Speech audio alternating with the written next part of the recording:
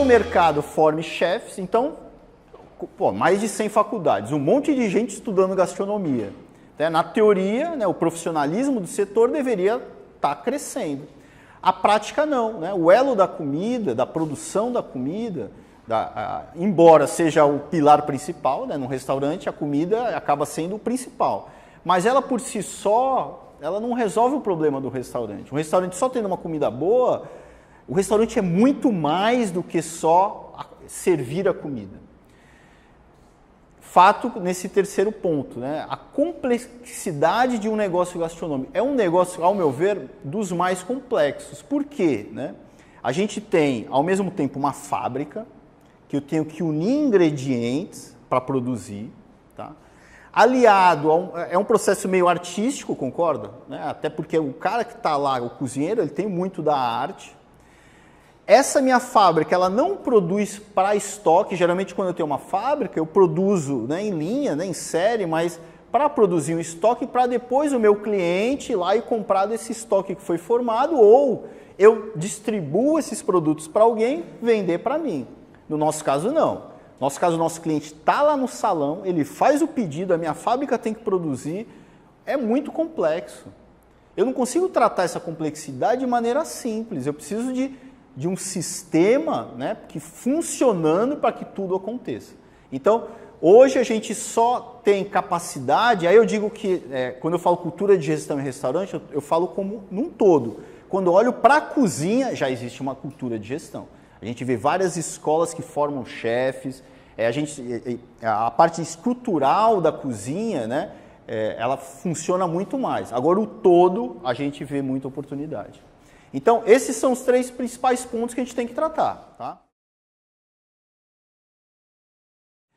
Quais são os princípios para a gente conseguir, né, implantar alguma coisa? Antes de eu partir para a implantação, eu tenho que tratar alguns princípios. Tá? Quais são eles? Primeiro, eu tenho que ter em mente que eu tenho que trabalhar 3 fatores, aquilo que a gente falou lá no método. As pessoas que fazem parte do negócio, eu tenho que ter um cuidado especial. A gente vai ver como fazer isso. Eu tenho que tratar bem os clientes, né? Que a gente só olha para o cliente. Mas antes dos clientes, eu vou mostrar para vocês que as pessoas que fazem parte do nosso negócio, da nossa equipe, são mais importantes que o cliente. Porque se essas pessoas não estiverem satisfeitas, elas não vão tratar bem o cliente. E, por fim, o empresário tem que ser muito bem tratado por meio do lucro. Tá? Então, as 3 coisas eu tenho que trabalhar quando eu falo em trabalhar um sistema. Vamos lá, né? Esse entendimento, a gente vai, de novo, vai falar várias vezes sobre isso, porque para mim é muito claro, né? Muitos dos clientes, eles chegam para mim, Pablo, atrás de uma solução mágica. Por que as coisas no meu negócio não acontecem? Por que eu quero fazer e eu sinto que as pessoas não fazem? Por que isso? Né? Existe um ciclo, pessoal, que por falha, lembrando que tudo aqui é problema nosso. A culpa aqui é só do gestor. As pessoas não estarem engajadas, a culpa é nossa. O negócio não está dando certo, a culpa é nossa. Não está dando lucro, a culpa é nossa. Enquanto a gente não inverter isso, não puxar o problema para a gente não cria nada. Tá? Se a gente ficar botando a culpa no outro, a gente não anda. Primeira coisa, as pessoas que fazem parte do negócio, tá, têm que saber claramente o que elas devem fazer. Aí aqui a gente já começa errando, né? A gente contrata, por exemplo, sou dono de restaurante, eu contrato o gerente. Eu coloco ele lá e espero que aquele cara salve a minha vida. Eu nem determino claramente o que ele tem que fazer. Então eu já começo errado. A chance de dar certo, pelo simples fato do cara não saber qual a atividade dele, é muito grande, né? Aí o exemplo do McDonald's. Eu falo McDonald's, mas pode ser outro, né? Vamos entender o McDonald's e um sistema que funciona, tá?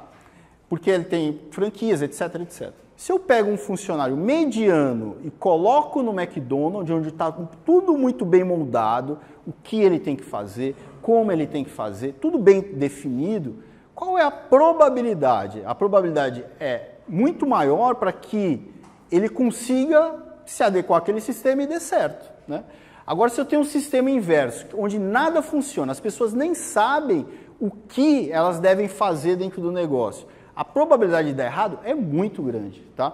Então, o primeiro objetivo é falar claramente para as pessoas qual é o papel de cada um dentro das empresas. Tá? Qual é o segundo ponto? Às vezes a pessoa até sabe o que ela tem que fazer, mas ela não sabe como fazer. Então, o líder ele tem que capacitar as pessoas, dar as ferramentas, dar as condições para que elas consigam realizar aquela atividade. Você tem que controlar teu estoque, se vira, negão. Não, eu tenho que passar com a metodologia, que dia que ele tem que fazer a contagem, qual ferramenta ele tem que utilizar, etc, etc. O líder, o gestor, ele tem que dar essas bases. O que ele tem que fazer e você tem que fazer o como, né, por meio de uma capacitação, das ferramentas necessárias, etc. Então, eu falei o que ele tem que fazer e capacitei o cara para que ele realize aquela atividade. Qual que é o último ponto que aqui a gente falha muito?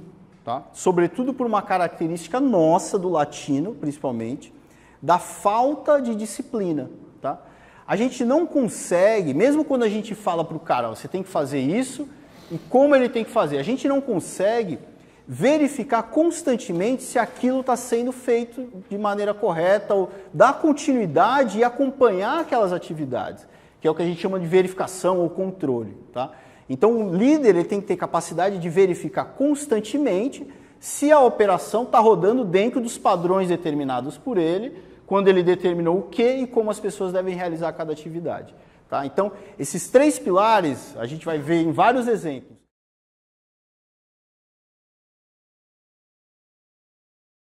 Base cultural, tá? Isso aqui é outro grande problema que a gente tem. Né? Primeiro, os nossos sistemas, eles criam, né, um conflito de interesses entre o dono e as pessoas que trabalham na empresa. É sempre a figura, né, é sempre nós contra eles. O proprietário contra as pessoas e as pessoas contra o proprietário. Quando esse é o sistema instalado, eu não tenho como fazer algo em conjunto, concorda? Então, existem transformações culturais, crenças que o empresário e o gestor têm que tratar para conseguir implantar um sistema. Aqui são só alguns exemplos. Né? Eu preciso, primeiro, ter uma cultura de resolver problema. Se eu quero girar aquele giro 360, eu não vou girar sozinho como empresário. Eu tenho 10 pessoas trabalhando comigo, 10 cabeças no meu negócio. Eu vou girar essa roda sozinho? Não, eu quero que todo mundo gire comigo. E para isso eu tenho que criar uma cultura onde todos queiram melhorar, todos queiram resolver problema. Então, culturalmente, eu tenho que estar aberto a aceitar as outras pessoas, entender que as pessoas como todos são fundamentais. Eu tenho que permitir o conflito de ideias, né? A gente vai ver isso como fazer nas reuniões. Todo mundo tem que ter voz dentro desse negócio. Lembrando que o diretor, o dono, tem o seu papel, a voz dele é fundamental, né? Como a voz do gerente, que é o executivo, como a voz do operacional, que é aquele que está mais próximo do cliente. Tá? Então, eu tenho que, culturalmente, como empresário, ouvir a minha equipe. Eu tenho que ter uma harmonia, porque tem muitos negócios que, ao tentar implantar o sistema, a gente cria sistemas desarmônicos, então o gerente tem que ter, o líder tem que ter habilidade, né, para ouvir essas pessoas que muitas vezes, de opiniões que são contraditórias e que geram um conflito, né, eu tenho que tratar isso para que isso não seja feito de maneira desarmônica, porque no final das contas a gente precisa ter uma harmonia no nosso negócio. O nosso negócio lida com prazer, com satisfação, com entretenimento. Né? A harmonia de uma casa é fundamental. E a gente vê na prática muitas casas que a gente entra, né, e a gente sente uma energia negativa. Né? Isso o cliente também sente. Só um ponto, cuidado com a equipe. Se você estiver no seu restaurante, estiver dando a reunião, estiver participando dos momentos e todo mundo estiver concordando com você, isso é crítico. Isso é crítico. Ou eles já estão fazendo ouvido de mercador, ou as pessoas que discordavam, que tinham alguma coisa a acrescentar, já saiu do restaurante por algum motivo.